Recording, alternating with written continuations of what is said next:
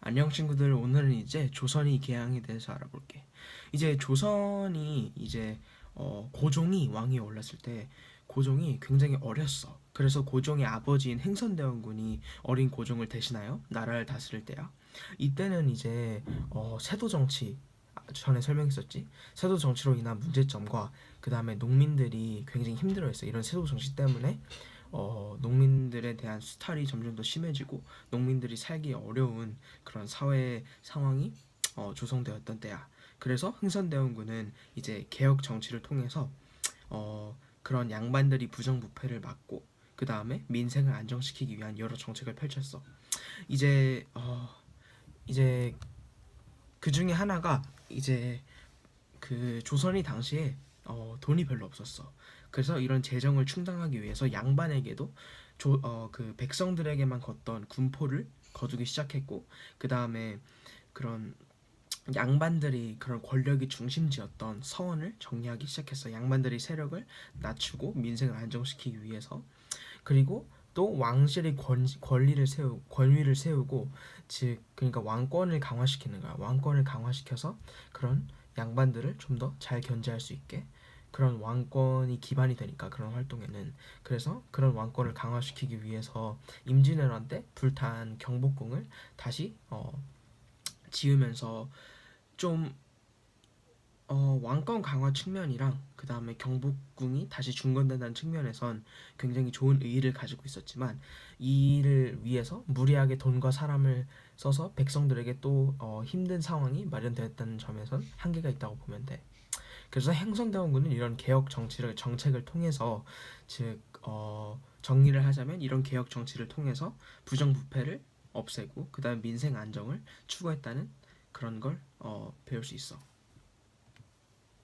그리고 이제 다음 조선이 개항을 하는 그런 과정 중에서 가장 큰 사건 또 하나가 이제 병인양요란 사건이야.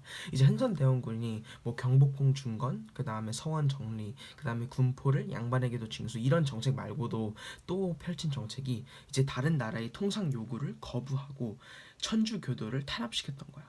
그 중에서 이제 프랑스에서 온 선교자들이 많이 탄압을 당했거든. 그래서 이런 프랑스는 조선이 프랑스인 선교사를 비롯한 천주교도를 처형한 사건을 구실로 강화도를 침략하였어. 그게 바로 1866년에 일어난 병인양요란 사건이야.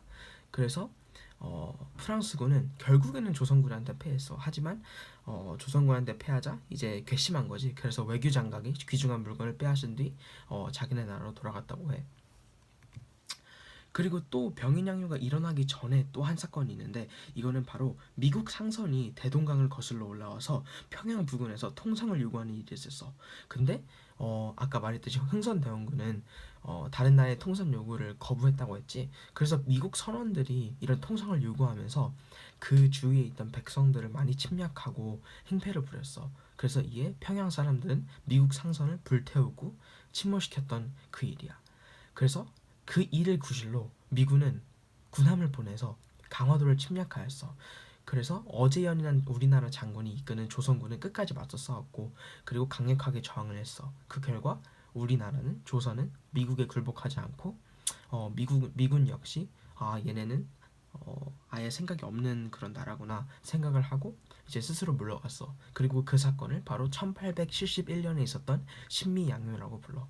그래서 이런 두 차례나 서양의 침략을 물리친 흥선대원군은 전국 각지에 이제 조선은 서양 세력이 침입하면 싸우겠다, 그리고 더 이상 서양과 교류를 하지 않겠다라는 상징을 가지고 있는 척화비를 전국 각지에 세워서 그런 조선의 의지를 굳건히 세웠다고 해.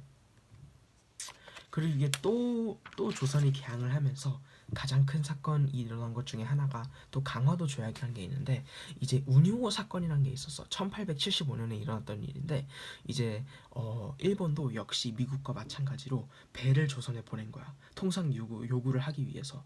그래서 일본군은 이제 조선 주변 해안에 불법으로 점거를 하고 그 다음에 측량을 했어. 그래서 조선군은 일본군에게 대포를 쏘아 돌아가도록 맞서 싸운 거지. 근데 이 사건을 빌미로 일본 군함은 다시 조선을 무력으로 위협하며 개항을 요구하였어. 그런데 이번에는 조선이 결국은 개항을 했어. 그래서 두 나라가 강화도에 모여서 강화도 조약이라는 걸 체결하거든. 근데 강화도 조약이 이제 가지는 의의는 뭐냐 하면 이제 외국과 맺은 최초의 근대적 조약이었어, 조선이. 하지만 이것은 굉장한 불평등 조약이었다는 건 그 항의가 될 수 있겠지. 이제 오늘은 조선이 개항 파트 1에 대해서 알아봤고, 다음에는 조선이 개항 파트 2로 보자. 그럼 안녕.